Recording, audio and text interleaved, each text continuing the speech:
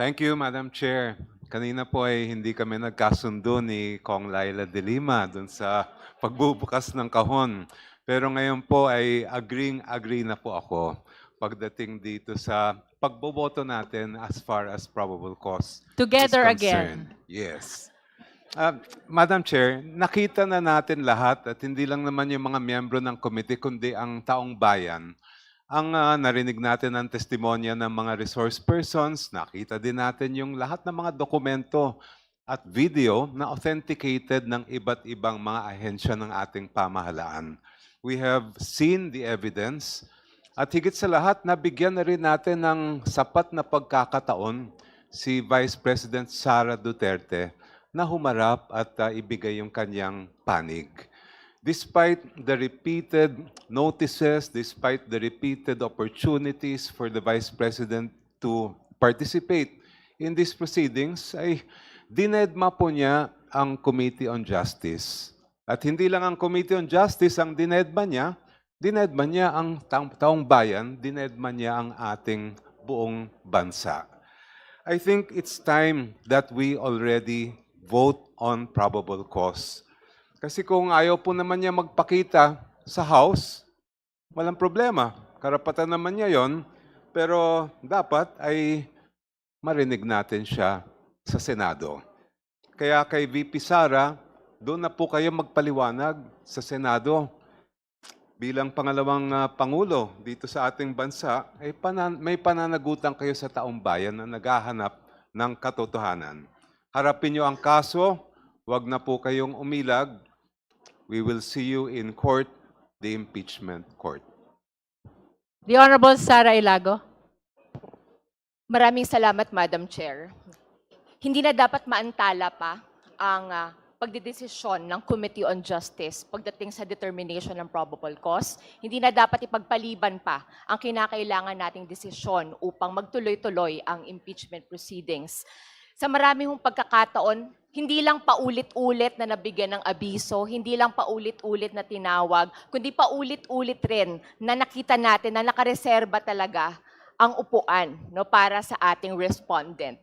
Kahit nga magsiksikan na ang ating mga guest dito sa loob ng ating venue para sa Committee on Justice hearing, ay hindi natin pinapakawalan ang pagrereserba mismo ng upuan sa respondent. Ibig sabihin, laging bukas ang pagkakataon na magpresenta ng evidence, ng counter-evidence, at sumagot mismo ang Vice Presidente sa mga seryoso na aligasyon laban sa kanya.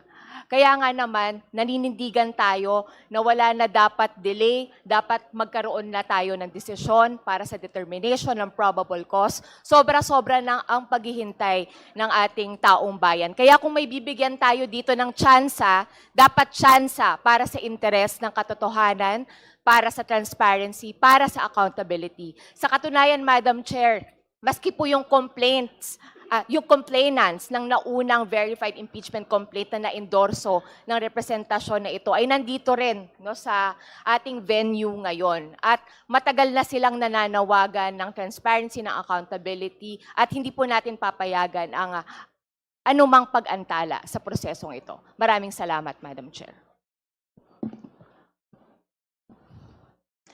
Both the endorsers already manifested to vote today.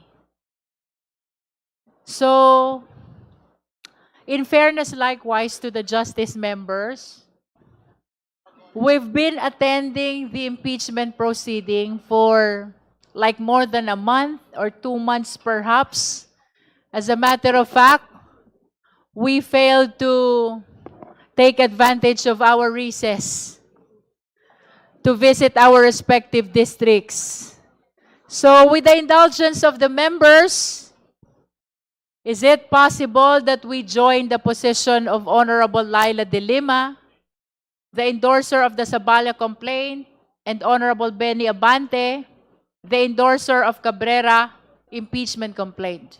After all, we have shown to the viewing public and even to our colleagues the magnitude of opportunity that we have provided and we continue to provide to the Vice President.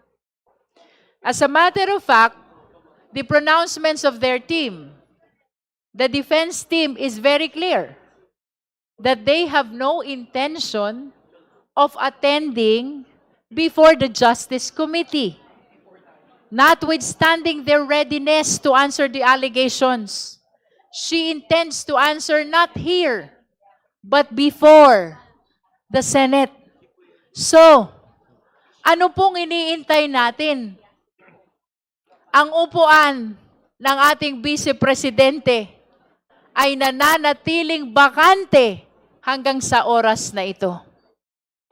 And as manifested by the Honorable Congresswoman from Laguna, which even confirmed her position of evading our proceeding, the Vice President is currently attending an event in San Pedro, Laguna, notwithstanding the importance of this constitutional process.